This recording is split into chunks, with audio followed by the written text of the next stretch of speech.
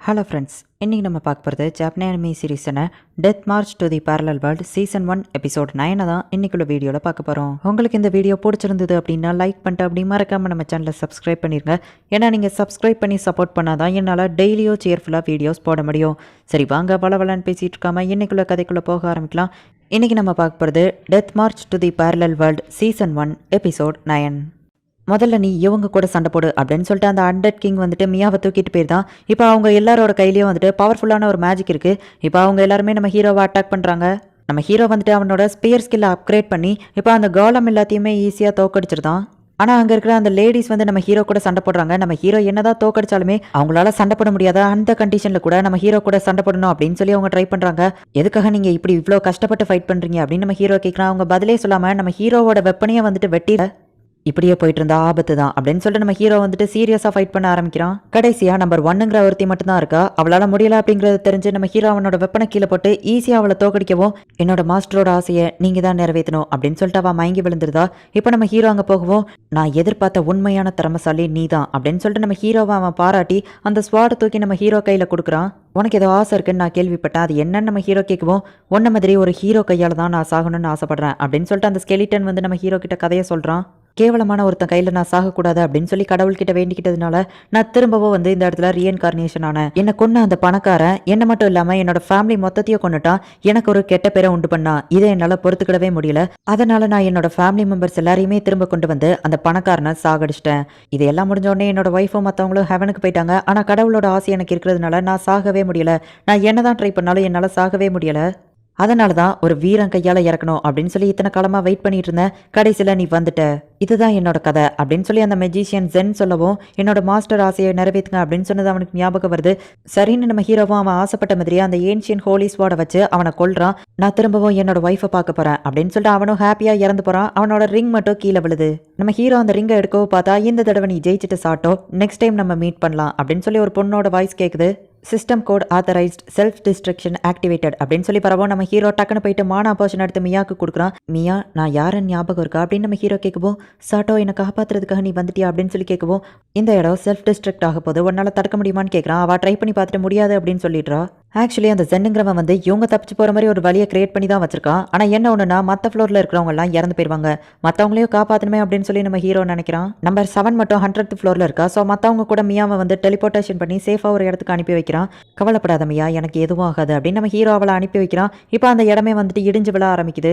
நம்ம ஹீரோ இப்போ டேரெக்டாக எப்படிலாம் ஷார்ட்கட்டில் 100th ஃப்ளோருக்கு போக முடியுமா அப்படிலாம் போய்கிட்டு இருக்கான். இப்போ 100வது ஃப்ளோர் கிட்ட நெருங்கவும் அந்த செவத்தை உடச்சு போய் நம்பர் 7 காப்பாற்றி அந்த ட்ரையட் கிட்ட அவளை கூட்டிகிட்டு போகிறான்.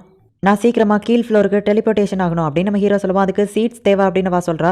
உடனே நம்ம ஹீரோவும் ஆல்ரெடி அவன் கிட்ட இருக்கிற சீட்ஸ் எடுத்து கொடுக்குறான். இதுக்கு நிறைய மானாவும் செலவாகும் அப்படின்னு சொல்லுவோம். சரி ஓகே அப்படின்னு சொன்ன உடனே நிறைய மானாவை இப்போ நம்ம ஹீரோ கிட்டே இருந்து எடுத்துட்டு கிரவுண்ட் ஃப்ளோருக்கு அவனை டெலிபோர்டேஷன் பண்ணியிருந்தா. இப்போ அந்த இடமே மொத்தமாக இடிஞ்சு விழுந்து உப்பா மாதிரி ஒரு பெரிய அலை மாதிரி இவங்களை அட்டாக் பண்ண வருது.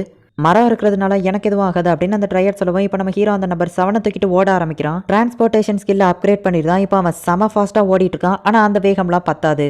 இவனுக்கு முன்னாடி ஒரு லேக் இருக்கு. அப்போ தான் இவனுக்கு ஒரு விஷயம் ஞாபகம் வருது. தண்ணியை சூடுபடுத்தி ஆவியாக மாற்றலாம் அப்படிங்கிற விஷயம் ஞாபகம் வரவும் இப்போ தண்ணிக்கு மேலேயே செம ஃபாஸ்ட்டாக ஓடிட்டு இருக்கான்.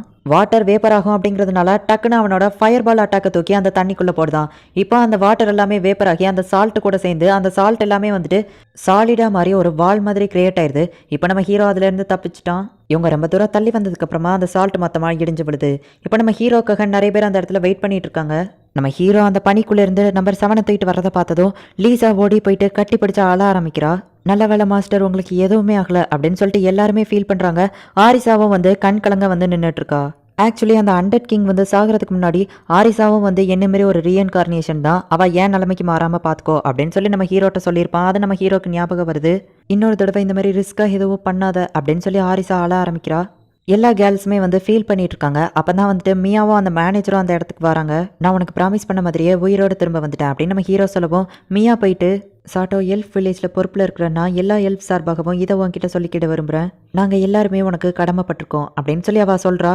இப்போ நம்பர் 7 காப்பாற்றினதுக்காக மற்ற எல்லாருமே வந்துட்டு நம்ம ஹீரோக்கு தேங்க்ஸ் சொல்கிறாங்க.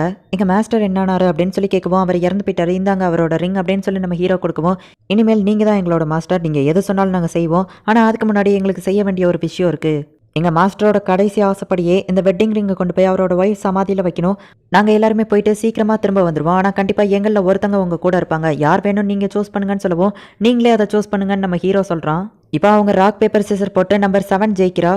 நான் தான் உங்க கூட இருக்கணும்னு ஆசைப்பட்டேன் அப்படின்னு சொல்லவும், நான் உன்னை நம்பர் 7 கூப்பிடாம புது பேர் வைக்கவா அப்படின்னு சொல்லி அவளுக்கு நானா அப்படின்னு சொல்லி பேர் வைக்கிறான். இப்போ அந்த ரேட் சோல்ஜர் வந்து அவனோட வில்லேஜ்க்கு கிளம்பிடுதான். மற்ற எல்லாருமே சீரியோ சிட்டிக்கு வராங்க. நம்ம ஹீரோ தன்னை பத்தி யாருக்கும் தெரியக்கூடாது அப்படிங்கிறதுனால விசாரணை நடக்கும்போது என்னை வந்து காப்பாத்தினவர் மாஸ்க் போட்டிருந்தாரு அப்படின்னு சொல்லி வேற யாரோ காப்பாத்தின மாதிரி போய் சொல்லுதான். அப்போ ஜீனாவும் அந்த இடத்துக்கு வந்து ரொம்பவும் ஃபீல் பண்ண ஆரம்பிக்கிறா. இப்போ நம்ம ஹீரோவும் ஜீனாவும் மட்டும் தனியா உட்காந்து பேசிட்டு இருக்காங்க. நீ உயிரோட வந்ததுல சந்தோஷம் அப்படின்னு சொல்லி ஜீனா சொல்லவும், ஹே பத்தியா நான் இதை மறந்தே போயிட்டேன் அப்படின்னு சொல்லிட்டு நம்ம ஹீரோ வந்து அவளுக்காக வாங்கின அந்த இயரிங்ஸை கொடுக்குறான். அவ ரொம்பவும் ஹாப்பியாகவும் பார்த்தா, நான் உன்கிட்ட ஒரு விஷயம் சொல்லணும் ஜீனா, நான் மியாவை கொண்டு போய் எல்ஃப் வில்லேஜ்ல விட போறேன் அப்படின்னு சொல்லவும், நீ திரும்ப சீரியோ சிட்டிக்கு வருவியான்னு கேட்கவும், கண்டிப்பா வருவேன் அப்படின்னு நம்ம ஹீரோ சொல்றான். சரி அப்படின்னா எனக்கு ப்ராமிஸ் பண்ணு அப்படின்னு சொல்லவும், நம்ம ஹீரோவும் அவளுக்கு ப்ராமிஸ் பண்றான். இப்போ மியாவை கொண்டு போய் விடுறதுக்காக எல்லாருமே எல்ஃப் வில்லேஜ்க்கு கிளம்பிட்டு இருக்காங்க. அந்த மேனேஜர் வந்து மியாவை பத்திரமா பார்த்துக்கோ அப்படின்னு சொல்லி வழி அனுப்பி வைக்கிறாரு. டாமாக்கும் போச்சிக்கும் ஒரு ஃப்ரெண்ட் வந்து நெக்லஸை கிஃப்டாக கொடுக்கவோ இது டேஸ்ட்டாக இருக்குமா அப்படின்னு சொல்லி கேட்டு அவங்க காமெடி பண்ணுறாங்க. இப்போ நம்ம ஹீரோவும் அவன் டீமும் மியாவை கூட்டிகிட்டு எல்ஃப் வில்லேஜ்க்கு போய்கிட்டு இருக்காங்க. அப்போ பார்த்தா நிறுத்துங்க அப்படின்னு ஒரு சவுண்ட் கேட்க என்னன்னு பார்த்தா ஜீனா தான் இவங்களை தேடி வந்துட்டு இருக்கா. நல்ல வேளை நான் கரெக்டான டைமிங்க்கு வந்துட்டேன். நானும் உன் கூடவே வரணும்னு எனக்கு ஆசை தான். ஆனால் என்னால் இப்போதைக்கு வர முடியல. ஏன்னா நிறைய பொறுப்புகள் இருக்குது. என்னோட வீட்டில் வந்து நான் பேசினேன். அவங்க ஒரு நல்ல விஷயம் சொல்லியிருக்காங்க அப்படின்னு சொல்லி அவள் சொல்லிட்டு இப்போ நம்ம ஹீரோவை அவள் அழுதுகிட்டே வழி அனுப்பி வைக்கிறா. நம்ம ஹீரோக்கோ ஜீனாவை பிரியறது கொஞ்சம் கஷ்டமாக தான் இருக்குது. உடனே லீசா வந்துட்டு நம்ம ஹீரோவை கட்டிப்பிடிச்சு சமாதானப்படுத்தவும் ஆரிசா வந்துட்டு டென்ஷன் ஆகுறா. ஆக்சுவலி ஜீனா சொன்ன அந்த குட் நியூஸ் என்ன அப்படின்னா, ஸ்ப்ரிங்குக்கு அப்புறமா அவளும் நம்ம ஹீரோவோட அந்த ஜார்னியில் ஜாயின் பண்ணிக்கிட்டதுக்கு ஜீனாவோட வீட்டில் பெர்மிஷன் கொடுத்துருப்பாங்க. நான் எப்பவும் உன் கூட தான் இருப்பேன் அப்படின்னு சொல்லி ஒரு உடஞ்ச கல்லுல இருந்து ஒரு வாய்ஸ் கேட்குது. இந்த இடத்துல இந்த எபிசோட் முடியுது. எனக்கு தெரிஞ்ச லெவலுக்கு இந்த டெத் மார்ச்லேயே இந்த எபிசோட் தான் வந்துட்டு ஓரளவு நல்லா இருக்கும். உங்களுக்கு எப்படி இது பிடிச்சிருக்கா இல்லையா அப்படிங்கிறத மறக்காம கமெண்ட்ல சொல்லுங்க. இதுக்கப்புறமா வரப்போற எபிசோட்ஸும் நல்லா தான் இருக்கும். ஸோ மிஸ் பண்ணாம பார்த்து என்ஜாய் பண்ணுங்க.